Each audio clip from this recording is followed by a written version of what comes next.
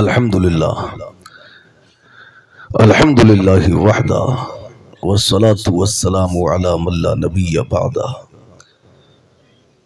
अम्मा बअद फअऊज़ु बिल्लाहि मिनश शैतानिर रजीम बिस्मिल्लाहिर रहमानिर रहीम अन्नबिय्यु OLA bill मुमिनीन मिन अनफुसिहिम क़ाल नबी सल्लल्लाहु तआला अलैहि वसल्लम खैरुकुम मन तअल्लमल कुरआन व अल्लमह सदक़ल्लाहुल अज़ीम व सदक़ रसूलुहुन नबियुल करीम व नहनु अला ज़ालिका लमिनश शाहिदीन व शाकिरीन सदक़ल्लाहुल अज़ीम।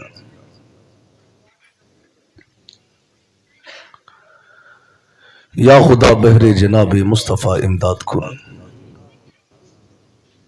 या रसूल अल्लाह अज़ बहरे खुदा इमदाद कुन, या शफ़ी अल मुज़निबी, या रहमतल लिल आलमीन, या अमान अल ख़ाइफ़ीन, या मुल्तजा इमदाद कुन।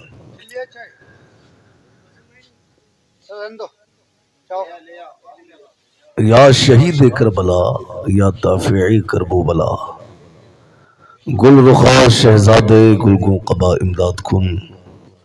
सरवरा शाह करीमा दस्तगीरा अशरफा हुर्मत रूह पैगंबर एक नज़र कुन सुए मा अशरफ ज़माना ज़माने मदद नुमा दरहाए बस दराज़े कलीदे करम कुशा कादरी यमना रहे या गौसे आज़म ई ज़नम दमज़े शेख अहमद रज़ा खां कुतुब आलम ई ज़नम तेरी सरकार में लाता है रज़ा उसको शफ़ी जो मेरा गौस है और लाडला बेटा तेरा। आइए कुछ अर्ज़ मारूफ से पेशतर वजह तख्लीक़ कायनात फ़ख्र मौजूदात सय्यदुल मुरसलीन क़ाइदुल मुरसलीन मुस्तफ़ा करीम अलैहिस्सलातु वत्तस्लीम की बारगाह अक़दस में सब लोग दुरूद शरीफ का हदिया पेश करें। पढ़ें बावाज़ बुलंद अल्लाहु रब्बु मुहम्मदिन सल्लल्लाहु अलैहि वसल्लम नहनु इबादु मुहम्मदिन सल्लल्लाहु अलैहि वसल्लम सलातु व सलामुन अलैका या रसूल अल्लाह।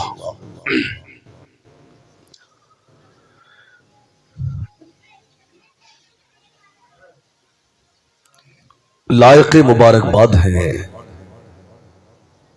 मुसलमाना ने चक महमूद कि आप हजरात ने बड़ी ही मोहब्बतों के साथ में आज की इस महफिल को सजाया। आप हजरात ने ये महफिल सजा कर महफिल को करा कर सरकार के जिक्र की महफिल का इनेकाद करके आप हजरात ने इमाम अहले सुन्नत की ज़बान में ये बता दिया कि खाक हो जाएं अदू जलकर मगर हम तो रज़ा दम में जब तक दम है जिक्र उनका सुनाते जाएंगे। रहेगा यूं ही उनका चर्चा रहेगा बड़े खाक हो जाए जल जाने वाले। बड़ी अच्छी आपकी समातें हैं, अल्लाह कबूल फरमाए और ऐसी ही समातें रहें तो शायद मैं कुछ बोल पाऊं, वरना गालिबन 9-10 दिनों से मुसलसल सफर में और जलसों में मसरूफ रहा। गालिबन 4 से 5,000 किलोमीटर के सफर की थकन भी मौजूद है और रातों में जागने की वजह से नींद का भी खुमार गालिब है और फिर आवाज भी बड़ा मुतासिर है। मगर शायद आप कुछ मिजाज बनाए तो मैं कुछ बोल पाऊं। जरा सब लोग बेदारी का सबूत दें और हाथों को लहरा के कहें या रसूल अल्लाह, और अकीदत से कहें या रसूल अल्लाह, या रसूल अल्लाह। चक महमूद के पढ़े लिखे मुसलमान यहां बैठे हुए हैं। आप हजरात में कोई ऐसा बंदा है जो ये बताए कि जान जिस्म से कितना करीब है? कोई बता सकता है? अगर तकलीफ होती है, चोट लगती है, दर्द होता है तो इंसान इतना जरूर कहता है कि हाय जान निकल गई, हाय दम निकल गया, हाय मर गए। मगर कोई ये नहीं बता पाया कि जान जिस्म से कितना करीब है। तो जब कोई ये नहीं बता पाया कि जान जिस्म से कितना करीब है, तो जो जान से भी ज्यादा करीब है अल्लाह कुरान में फरमाता है अन्नबिय्यु औला बिल मुमिनीन मिन अंफुसिहिम, नबी मोमिनीन की उनकी जानों से भी ज्यादा करीब है। अच्छा, मसला ये है, अगर कोई चीज हमारे करीब है तो हम उसको महसूस करते हैं या नहीं करते। अगर हम बेहोश हो जाए हम तो चीज हम जितनी चाहे हमारे पास रहे, करीब रहे, हमें उसका एहसास नहीं होता।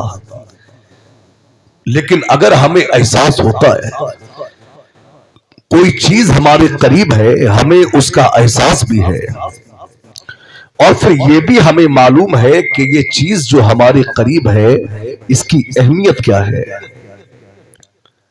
तो फिर उस चीज से प्यार हो जाता है, तो फिर उस चीज से मोहब्बत हो जाती है, फिर उसी का नाम लेने को जी चाहता है, फिर उसी का होके जीने को जी चाहता है, उसी का होके मरने को जी चाहता है। शर्त यह है कि हमें मालूम हो कि चीज कौन सी हमारे कितना करीब है। इस्लाम में कुछ लोग ऐसे भी आए जिन्होंने कहा कि नमाज पढ़ें, कुरान पढ़ें, हज करें, ज़कात अदा करें, रोजा रखें, कुरान की तिलावत करें, मगर उन्होंने मोहब्बत रसूल की तरफ तवज्जो नहीं फरमाई, उन्होंने मोहब्बत रसूल की तरफ गौर नहीं किया। आप देखें, घर में अगर आपका बच्चों से सिर्फ ये रिश्ता हो कि मैं तुम्हारा बाप हूं, तुम मेरे बच्चे हो, आज तुम छोटे हो, तुम्हें मुझको कमा के खिलाना है, तो ये कारोबार है। अगर आपका सिर्फ ये रिश्ता हो कि जब मैं बूढ़ा हो जाऊंगा तुम मुझे कमा के खिलाओगे, तो ये बिजनेस है। आपका अगर बीबी से ये रिश्ता हो कि मैं तुझे पैसा कमा के दूंगा, तू मेरे कपड़े वक्त पे धुलेगी, मुझे खाना वक्त पे देगी, मेरा काम वक्त पे करेगी, तो ये कारोबार है। मगर अगर आपका प्यार घर में हो, बच्चों के साथ, बीबी के साथ, अहबाब के साथ आपका प्यार हो, तो फिर घर बनता है, फिर एक दूसरे के लिए तकलीफ सहने में भी मजा आता है। आवाज वैसा ही कीजिए, आप आवाज बैठा हुआ है, जैसा था वैसे ही रहने थे। फिर एक दूसरे के लिए परेशान होने में भी मजा आता है, तकलीफ उठाने में भी मजा आता है। आप देखें, अल्लाह के नबी ने फरमाया कि अगर तुम ईमान का जायका चखना चाहते हो, अगर तुम ईमान का मजा लेना चाहते हो, तो हर चीज से ज्यादा रब और रसूल से मोहब्बत करो। मेरे नबी ने फरमाया कि अगर कि तुम उस वक्त तक मोमिन हो ही नहीं सकते जब तक तुम्हारी ख्वाहिशात मेरे दीन के ताबे ना आ जाए।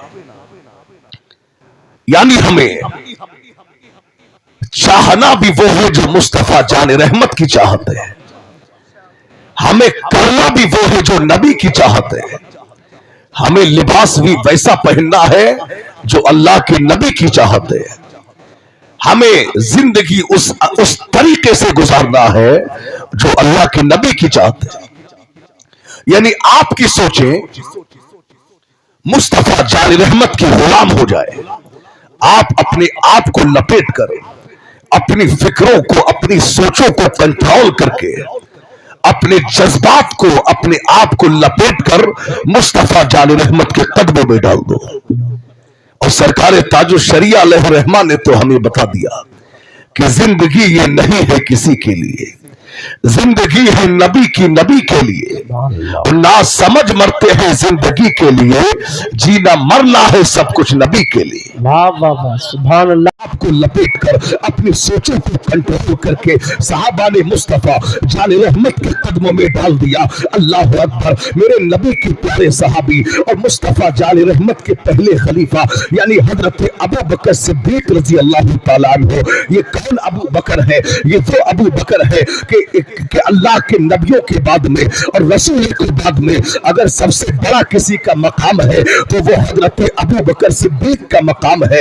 ये वो अबू बकर है कि इस्लाम लाने से कबल इन्होंने बड़ा पैसा कमाया, बड़ी तिजारत की, बड़ा काम किया, बड़ा पैसा कमाया, मगर जब आपने इस्लाम कबूल किया, इस्लाम कबूल करने के बाद में आपने क्या किया, यानी अपने सारा माल राह खुदा में दे दिया, अपने आप को लपेट कर, अपनी सोच को कंट्रोल करके, अपने आप को लपेट कर मुस्तफा जान रहमत के कदमों में डाल दिया। मेरे सरकार जब हिजरत के बाद में जब मदीना तशरीफ लाए, अबू बकर मेरे नबी के साथ में है। अब जब मदीना में मेरे सरकार आए तो कुछ लोग मुस्तफा जान रहमत को जानते थे, कुछ लोग नहीं जानते थे। अब अबू बकर भी मेरे नबी के साथ में है। अब लोग मेरे सरकार से मुलाकात के लिए आते हैं, बहुत से लोग आते हैं मुस्तफा जान रहमत से हाथ मिलाते हैं, अबू बकर से हाथ नहीं मिलाते। बहुत से आते हैं अबू बकर से हाथ मिलाते हैं, मुस्तफा जान रहमत से नहीं मिलाते।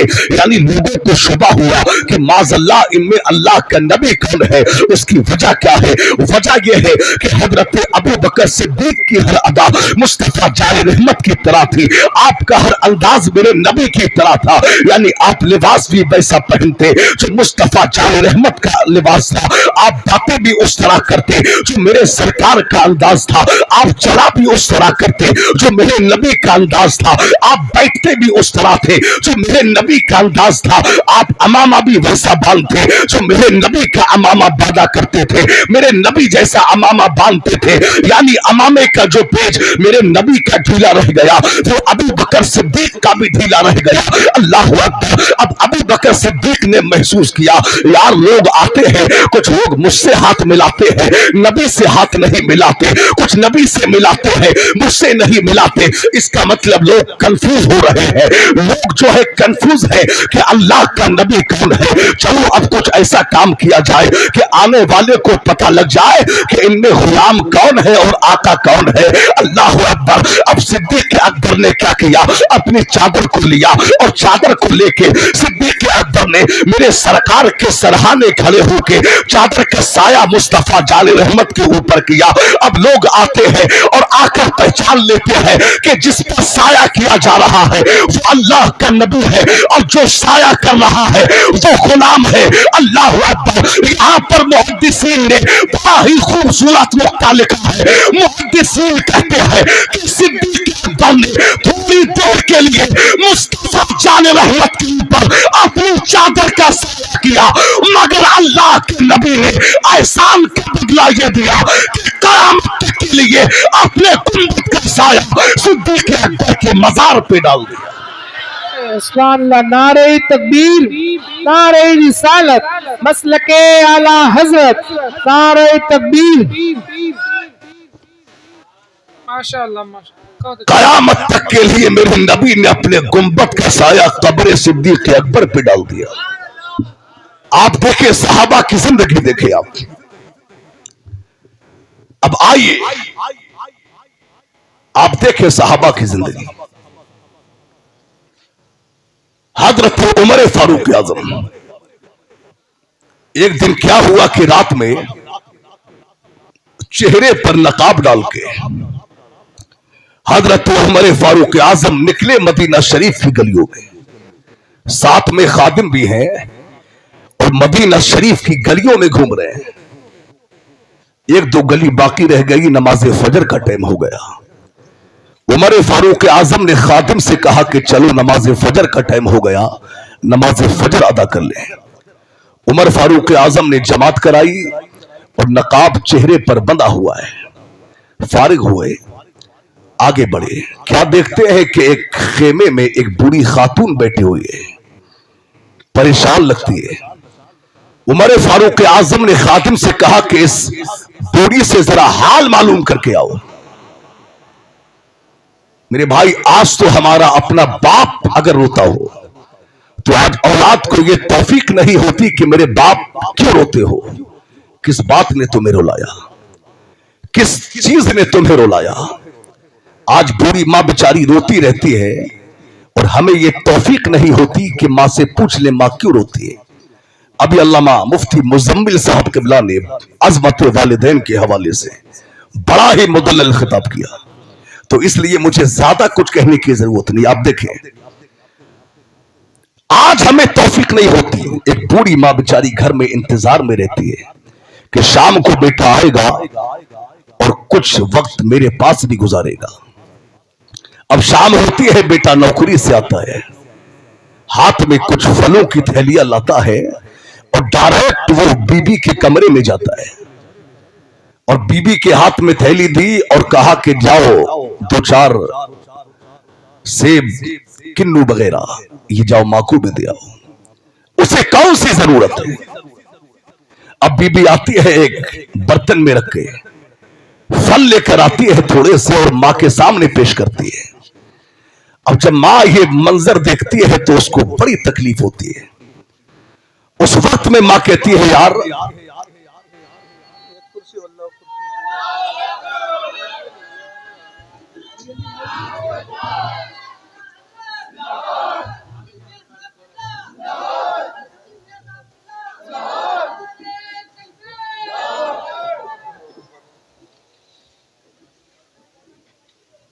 इसमें कुछ बिछा लो, चादर उधर है कुछ।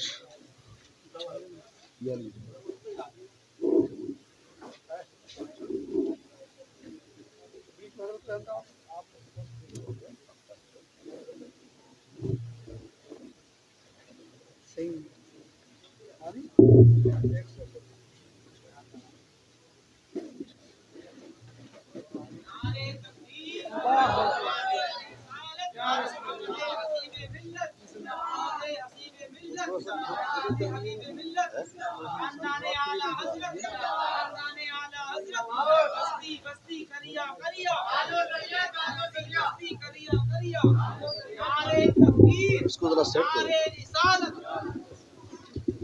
इस माइक को अपने पास ले लो।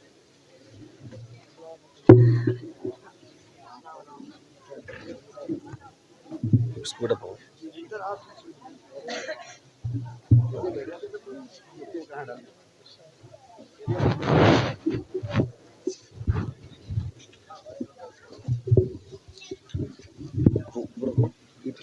आगे आ जाइए, आगे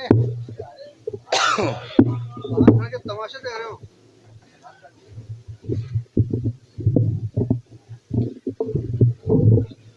ये तो भारी नीचे का हिस्सा।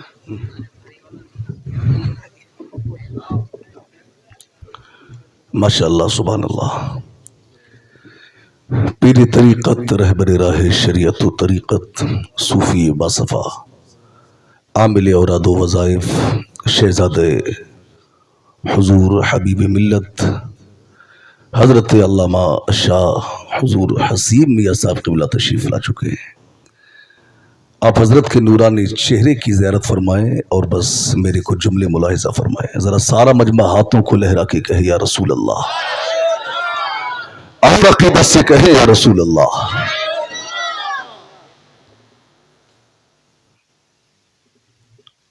तो बेटा घर में आता है और डायरेक्ट वो बीवी के कमरे में जाता है, फलों की थैली बीवी के हाथ में देता है और कहता है, लोग थोड़ा सा मां को भी दे दो। अब बीवी आती है, कुछ फल मां को देती है। उस वक्त में मां का दिल टूटता है कि यार ये कमाई तो मेरी थी, ये बूटा तो मैंने पाला था, मगर ये किस व्यापारी के हाथ लग गया। उस वक्त में मां को एहसास होता है, उस वक्त में मां का दिल टूटता है, यार ये कमाई तो मेरी थी। अल्लाह अकबर। मेरे भाई, क्या क्या कुर्बानियां नहीं दी है माँ बाप ने तुम्हारे लिए। ये वही माँ बाप है जो खुद भूखे रहे तुझे खिलाया, ये वही माँ बाप है जो खुद प्यासे रहे तुझे पिलाया, ये वही माँ बाप है कि जिन्होंने अपनी ख्वाहिशात को तर्क करके, जिन्होंने अपनी ख्वाहिशात को कुर्बान करके तेरी ख्वाहिशों को पूरा किया। अरे याद कर, कभी तूने बचपन में अपने बाप से फरमाइश की थी, तूने अपने बाप से कोई डिमांड की थी, तेरे बाप की इतनी हैसियत ना थी, तेरे बाप की इतनी औकात ना थी, तेरे बाप के पास इतना बजट ना था, मगर तेरे बाप ने क्या किया, तेरी ख्वाहिश के लिए मजदूरी की, खून पसीना बहा के उसने तेरी ख्वाहिशात को पूरा किया। अल्लाह अकबर। क्या क्या कुर्बानियां नहीं दी है बाप ने तेरे लिए। याद कर वो ईद के दिन कि जब सब नए कपड़े पहन रहे थे, तेरे बाप ने एक एक पैबंद लगे हुए कपड़ों को पहन के ईद को मनाया, मगर तेरे लिए नए कपड़ों का इंतजाम किया। याद करो वो जाड़े कि तेरे बाप ने एक पतली सी चादर में पूरे जाड़े गुजार दिए, मगर तेरे लिए गर्म कपड़ों का इंतजाम किया। तेरे बाप ने एक फटी हुई चप्पलों में जाड़े गुजार दिए, मगर तेरे लिए गर्म जूतों का इंतजाम किया।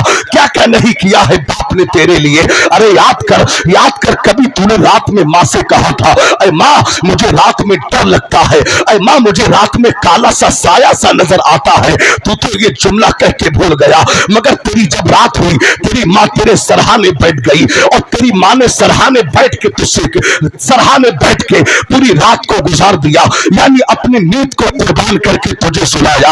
याद कर वो जाड़ों के दिन, याद कर वो कड़ाके की सर्दियां कि जब पानी को हाथ लगाते हुए एक करंट सा लगता है। उस वक्त में जब तू रात के 3 बजे जब तू पेशाब किया करता था, तेरे बरास को तेरी माँ ने रात के 2 बजे उठ के साफ किया, तेरे पेशाब को साफ किया। बिस्तर गीला हुआ, तेरी माँ खुद गीले में सोई, मगर उसने तुझे सूखे में सुलाया। क्या नहीं किया है माँ बाप ने तुम्हारे लिए। अल्लाह अकबर। मगर आज तुम जवान हो गए, आज अगर घर में 4 भाई है तो 4 भाइयों में झगड़ा होता है कि बाप को खाना तो खिलाएगा, माँ को खाना तो खिलाएगा। माँ तेरे घर में रहेगी, बाप तेरे घर में रहेगा। माँ बाप अगर बीमार हो गए तो आज तुम में लड़ाइयां होती है कि बाप को दवा तो कराएगा, माँ का इलाज तो कराएगा। अफसोस है, अरे लड़ाई तो इस बात पे होना चाहिए थी, लड़ाई तो इस बात पे होना चाहिए थी कि अरे मेरे भाई अगर ये बाप तेरा है तो बाप मेरा भी है, माँ अगर तेरी है तो माँ मेरी भी है।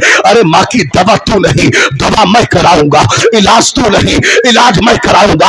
आए चक महमूद के माँ बाप को सताने वाले इबादत को सको, आए माँ बाप को सताने वाले हाजियों, आए माँ बाप को सताने वाले नमाजियों, आए माँ बाप को सताने वाले इबादत को सको। याद रखना ये तुम्हारे सजदे कबूल ना होंगे, तुम्हारी इबादत कबूल ना होगी, तुम्हारे रोज़े कबूल ना होंगे। याद रखे अगर माँ बाप नाराज है तुम राहे खुद में शहीद भी हो जाओ, तुम्हारी शहादत कबूल ना होगी। इसलिए कि मेरे सरकार ने फरमाया जिसका बाप राजी होगा उससे अल्लाह भी राजी होगा, जिससे बाप नाराज होगा उससे अल्लाह भी नाराज होगा।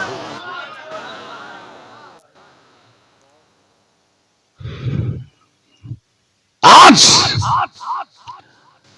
हमने कितनी फर्मा बरदारी की है अपने माँ बाप की, आज हमने कितना कहना माना है उनका, आज हमने कितना सुकून दिया है उनको।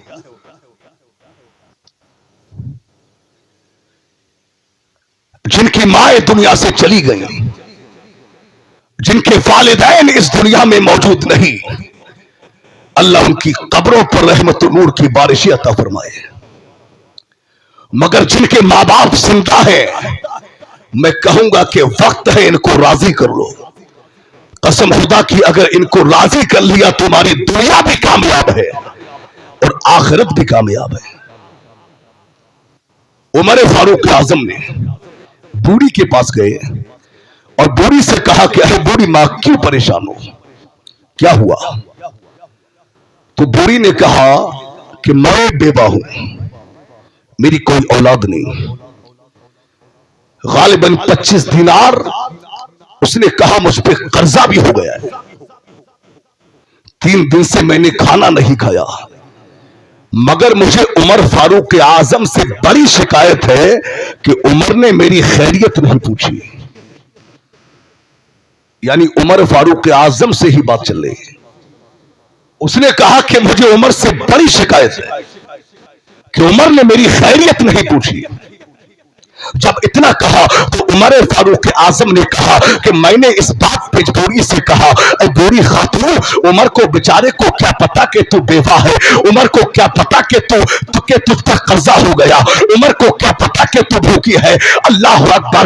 उमर फारूक आजम कहते हैं जब मैंने इतना कहा तो बूढ़ी ने जो जवाब मुझे दिया, कसम खुदा की बूढ़ी के जवाब ने मुझे लाजवाब कर दिया। बूढ़ी ने कहा तूने कि उमर को खबर नहीं है। अगर यही बात है तो जाओ उमर से कह दो छोड़ दे हुकूमत और उसके हवाले कर दे जो खबर लग सकता है। ना इधर उधर की तू बात कर, ये बता के काफिला क्यों लुटा। मुझे रहजनों से गरज नहीं, तेरी रहबरी का सवाल है। उमर फारूक आजम ने जब इतना सुना तो दौड़े दौड़े घर गए। 2 महीने का राशन लिया, 25 दीनार भी लिए, कुछ पका हुआ खाना भी लिया। और लेने के बाद में उमर फारूक आजम आने लगे बूढ़ी के पास। राशन को उठाया तो खादिम ने कहा कि सरकार ये मैं उठा लेता हूं। उमर फारूक आजम ने कहा कि मुझसे वादा करो कि कयामत के दिन मेरा बोझ भी उठाओगे। तो खादिम ने कहा सरकार ये मैं नहीं कर सकता। तो कहा कि फिर आज भी बोझ मुझे ही उठाने दो। उमर फारूक आजम आए, 2 महीने का राशन लिया, पका हुआ खाना और जो पैसे जो कर्जा हो गए थे वो लिए। आए बूढ़ी के पास में और आकर 2 महीने का राशन भी दिया, पैसे भी दिए, कुछ पका हुआ खाना भी दिया। खुद नीचे बैठे, बूढ़ी को ऊपर बिठाया। बूढ़ी खाना खाने लगी। उमर फारूक आजम अब थोड़ी देर के बाद में बोले कि अरे बूढ़ी मां, माफ कर दो उमर को, बेचारा भूल गया होगा, उसे खबर नहीं रही, माफ कर दो, छोड़ो उसे, जाने दो। तो बूढ़ी ने कहा कि तुमने फिर उमर का जिक्र किया, तुम्हें मालूम नहीं मेरे जख्म बड़े सख्त हैं, मेरे घाव बड़े गहरे हैं, अगर सीना फटे तो मैं दिखाऊं कि मैं किस आलम में हूं। उमर का जिक्र ना करो, मैं उमर को माफ नहीं करूंगी। और अगर जब मैं कब्र में जाऊंगी, मेरे नबी जब कब्र में तशरीफ लाएंगे तो मैं उमर की शिकायत करूंगी और कहूंगी आका मैं बेवा थी, मैं भूखी रही, मगर तेरे उमर ने मेरी खैरियत नहीं पूछी। खादिम कहते हैं कि हमने उस तारीख से ज्यादा उमर फारूक आजम को कभी रोते हुए नहीं देखा, रोते हुए नहीं देखा। अब थोड़ी देर के बाद में उमर ने फिर कहा कि बूढ़ी मां ये इल्जाम ना लगाना उमर पर, ये उसकी शिकायत ना करना, मुझे मालूम है वो बेचारा बड़ा कमजोर है, वो बेचारा बहुत कमजोर है, वो ये शिकायत बर्दाश्त नहीं कर सकता, उस पर ये इल्जाम, उस पर ये उसकी शिकायत ना करना। तो बूढ़ी ने कहा चल तू मुझे कुछ अच्छा लगता है, जा मैंने तेरी खातिर उमर को माफ फरमा दिया है। उमर फारूक आजम ने कहा नहीं मैं ऐसे नहीं मानूंगा, मुझे लिख करके दो। अल्लाह अकबर, कौन इतने जतन करता है, कौन इतनी कोशिशें करता है, मगर याद रखना मुसलमानों, जब खुदा का खौफ दिल में होता है तो इंसान एक रक्शे चलाने वाले को भी मनाता है, इंसान एक जो है एक फलों का ठेला लगाने वाले को भी मनाता है। उमर फारूक आजम ने कहा कि मैं ऐसे नहीं मानूंगा, मुझे लिख करके दो। तो बूढ़ी ने कहा एक काम करो आप लिखो, मैं साइन कर देती हूं।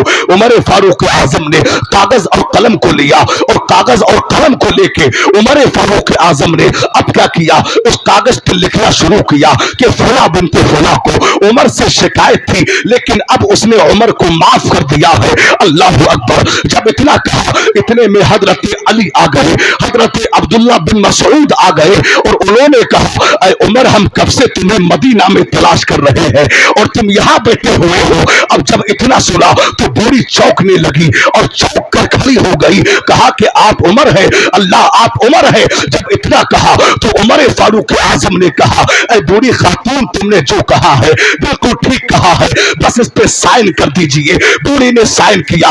उमर फारूक आजम ने कहा ऐ अली तुम आ गए हो तो बतौर गवाह तुम भी साइन कर दो। ऐ उमर तुम अब्दुल्ला बिन मसूद तुम आ गए हो तो बतौर गवाह तुम भी साइन कर दो।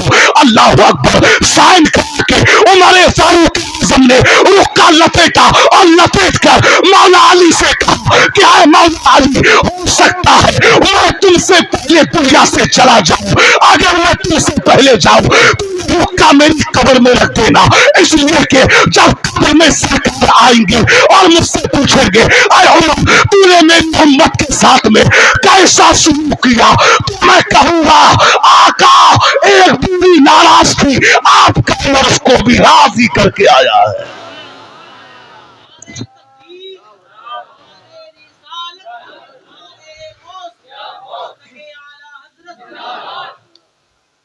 एक बूढ़ी नाराज थी, आपका उमर उसको भी राजी करके आया है। आज तो हम बेटे से कहें कि जा बेटा जा, मां को मना ले, मां नाराज है उसे राजी कर ले, तो बेटा कहता है कि मेरी गलती कौन सी है जो मैं मां को मनाऊं। मेरे भाई ये मां है, इसकी अहमियत को जानिए, ये बाप है, इसके मकाम को समझिए। जब दिल में खुदा का खौफ होता है तो इंसान तो इंसान वो जानवरों पर भी जुल्म नहीं करता। आप देखिए सहाबा की जिंदगी देखिए आप, आज हम तमाम बुराइयों के दलदल में आज हम फंसे हुए हैं, बुराइयों में मुब्तला है। इसकी बहुत बड़ी वजह यह है कि हम इल्मे दीन से दूर हो गए, उलमा से दूर हो गए और दीन की तालीमात से बहुत दूर हो गए। आज हमारी कौम में लोग अपने बच्चों को दुनियावी तालीम देते हैं, महीने पे 5-5 हजार रुपए ट्यूशन दे के आज हमारी कौम अपने बच्चों को दुनिया की तालीम देती है। मगर ये मदारिस में जो मुदर्रिसीन बैठे हुए हैं, जो मसाजिद में जो अइम्मा हैं, ये बेचारे बैठे हैं कोई आए और इल्म दीन सीख के जाए। आज हमारी कौम 5 रुपया हफ्ता दे के अपनी कौम को दीन की तालीम नहीं सिखाती। आज हम दीन से दूर हो गए, कुरान और हदीस से हम दूर हो गए।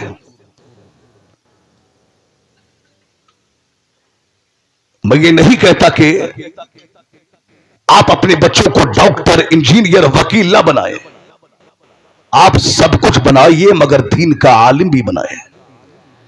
इतना इल्म अपनी औलाद को दे दे कि जिससे वो इस्लाम की हक्कानियत को जान सके। आज जो आए दिन खबरें आती है, आज जो आए दिन खबरें सुनने में आती है, नाम रुकैया है, नाम जैनब है, नाम फातिमा है, नाम खदीजा है, और खबरें क्या आती है कि ओमपाल के साथ में निकाह हो गया, धर्मपाल के साथ में निकाह हो गया। आज ये खबरें सुनने में आती है, वजह क्या है? वो सिर्फ नाम की मुसलमान है। याद रखना मुसलमान, इस्लाम ये वो सच्चा मजहब है जो इस्लाम की हक़ीक़त को जान लेता है। वो जान तो दे सकता है मगर गैर के हाथ में हाथ वो नहीं दे सकता। आज हम दीन से बिल्कुल दूर हो गए। आज अगर बाप इंतकाल कर जाए तो आज कोई बेटा ऐसा नहीं मिलता जो फातिहा पढ़ के इसाले सवाब करे। आज क्या होता है? कुल्लु मन अलैहा फान के तहत सारी मखलूक को फना होना है।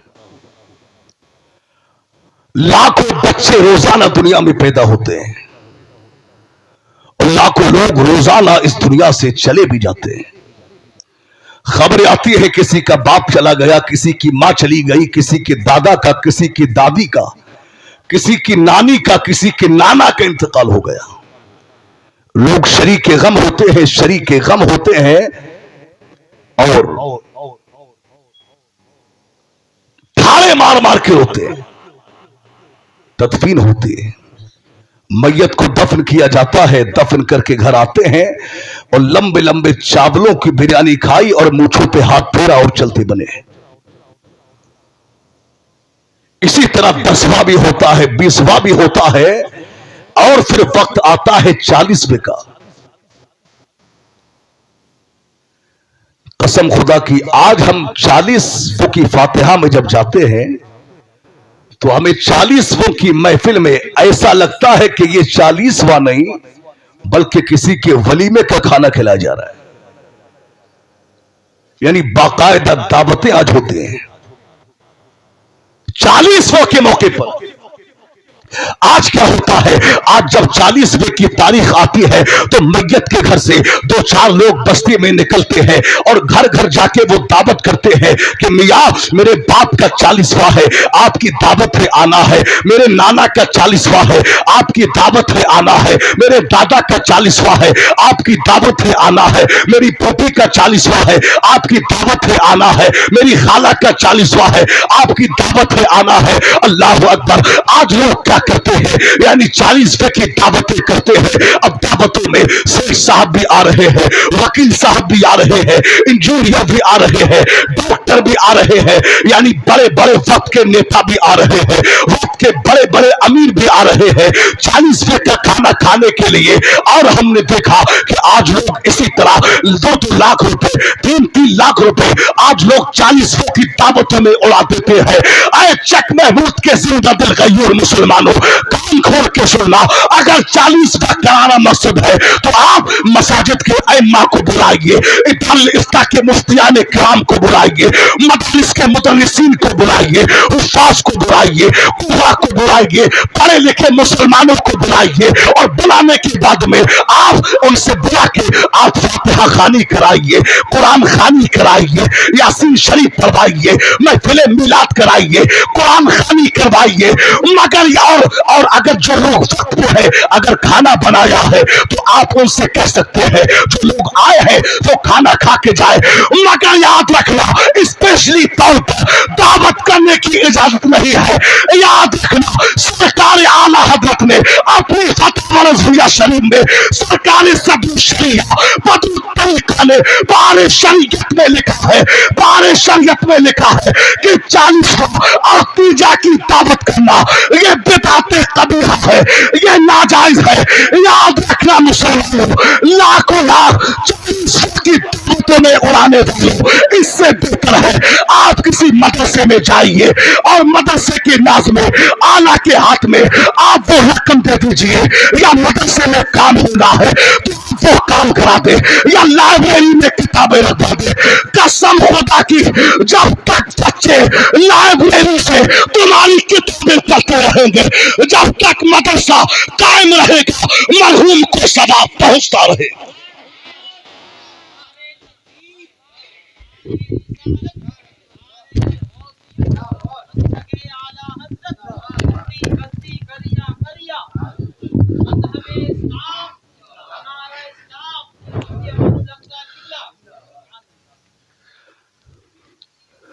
बंद करो ये 40वें की महफिलें। और अफसोस है कि आज शादियां हॉलों में होती है, मगर आज तो 40वें का खाना भी हॉलों में हो रहा है। अल्लामा मुफ्ती मुजम्मिल साहब किबला माशाअल्लाह आपकी जमीन पर एक दीन का ये बड़ा काम अंजाम दे रहे हैं। आज हर साल हुफ्फाज और उलमा इस मदरसे से पैदा हो रहे हैं। लाखों लाख रुपया दावतों में उड़ाने से बेहतर है कि इन जैसे मुफ्तियान किराम जो आज मदरसा चला रहे हैं, आप कुछ ना करके बस मदरसों के बच्चों के लिए आप ताउन कर दें।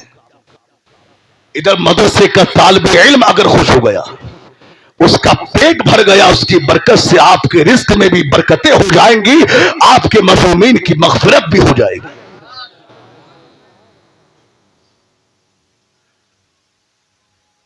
और आज तो कुछ ऐसे भी हमारे लोग हैं जो बेचारे गरीब हैं, इतना बजट उनका नहीं कि वो दावत कराए, खाना खिलाए, मगर जब 40वें के कोर में खाए हैं तो अब खिलाना भी उन पर जरूरी हो चुका है। अब बेचारा वो मजबूरन उधार पैसा लेकर, कर्ज लेकर, आज कुछ ऐसे भी लोग हैं जो कर्ज लेकर आज वो 40वें के मौके पर खाने का इंतजाम करते हैं। ये सब बंद कीजिए। मदारिस इस्लामिया चल रहे हैं और मदरसा ये आज की नई इजाद नहीं, बल्कि आज से 1400 साल पहले मुस्तफा जान रहमत ने मस्जिद नबवी शरीफ के एक हिस्से में सुफ़ा के नाम से मेरे सरकार ने एक मदरसा तामीर किया और उस मदरसे में आपने अपने सहाबा को बतौर तालिब इल्म उसमें दाखिल किया और उन्हें दीन की तालीम से मालामाल किया। आज जो सरकार का मिशन था, आज उसी मिशन को लेकर माशाअल्लाह अल्लामा मुफ्ती मुजम्मिल साहब किबला आपकी जमीन पर इदारा चला रहे हैं और मदरसे में बड़े अखराजात होते हैं। बस मैं गुफ्तगू अब खत्म कर रहा हूं क्योंकि आवाज बहुत ज्यादा बैठा हुआ है। बस 2-4 बातें हैं और मुलाहिजा कर लें। आज घर में 4-5 लोगों की फैमिली है। हमने देखा है कि आज वो मियाओं के चक्कर मारते हैं, बाबाओं के चक्कर मारते हैं, पीर साहब के, मियाओं के, और वहां जाकर वो कहते हैं कि हजरत घर में बड़े झगड़े हो रहे हैं, बेटा कहना नहीं मानता, बेटी कंट्रोल से बाहर है, बीवी का मिजाज चौथे आसमान पे है। यानी आज हम एक फैमिली को संभालने में आज हम कितने परेशान होते हैं, और मदरसे में एक फैमिली नहीं बल्कि आज कई 100 फैमिलियों को आज मदरसे वाले संभालते हैं। तो ये बड़ा काम है। मैं कहूंगा आज की इस महफिल से, आज ये ईसाले सवाब की मुनासिबत से महफिल है ये, और तमाम माशाअल्लाह ये हजरत का देखिए, हजरत ने तमाम अहले महल्ला के मरहूमीन की तरफ से ये महफिल को सजाया है ताकि ये महफिल हो और आप सबके मरहूमीन को इसका सवाब पहुंच जाए। तो अब कौन है? इंशाअल्लाह बुजुर्गों की दुआओं के सदके में बख्शिश भी होगी इंशाअल्लाह ताला। आप देखिए अब कौन है जो अपने मरहूमीन के लिए हजरत अल्लामा मुफ्ती मुजम्मिल साहब किबला के इदारे के लिए ज्यादा नहीं 1100 रुपए का ऐलान करते हैं। है कोई?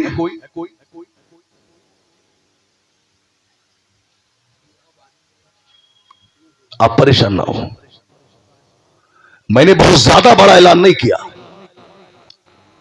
मैंने बहुत ज्यादा बड़ा ऐलान नहीं किया है। अल्लाह अकबर। याद रखना मुसलमानों, आज क्या होता है, आज हम 100-200 रुपया आज हम रोजाना गुटखा खा के थूक देते हैं। याद रखना ये गुटके में खाया हुआ पैसा और जो अपनी ख्वाहिशात पर यानी ख्वाहिशात के लिए यूज किया हुआ पैसा, ये आपको भी कर सकता है, मगर जो पैसा दिला है खुदा में आपने दे दिया, जो पैसा मदरसे के लिए दे दिया, कसम खुदा की यही पैसा, इसी पैसा देने की वजह से अल्लाह रब्बुल इज्जत कयामत के दिन आपकी बख्शिश भी फरमा देगा। आज लोगों की ज़हनियत है कि यार अगर मदरसे में दे दिया, मस्जिद में दे दिया तो पैसा कम हो जाएगा। ऐसा नहीं, बल्कि हकीकत तो यह है कि राह खुदा में खर्च करने से माल में कमी नहीं आती बल्कि माल में इजाफा होता है। खैर में जो भी हमारे लोग हैं उनसे गुजारिश है कि हजरत के इदारे के लिए जो भी जिसकी हैसियत हो वो ताउन कर सकता है ताकि आपकी इस चक महमूद से दीन का एक बड़ा काम अंजाम दिया जाए और तालीमात कुरान को आम किया जाए। अल्लाह से दुआ है कि मेरे कहने सुनने में जो भी कसदन सहबन लफ्जन मानन भूल चूक अल्लाह से हो गए हो, अल्लाह उन्हें माफ फरमाए। जो बयान हुआ है इस पर सबसे पहले मुझे फिर आप सबको इस पर अमल की तौफीक अता फरमाए। व आखिरु दावाना अल्हम्दुलिल्लाह। अस्सलामु अलैकुम व रहमतुल्लाहि व बरकातुहू।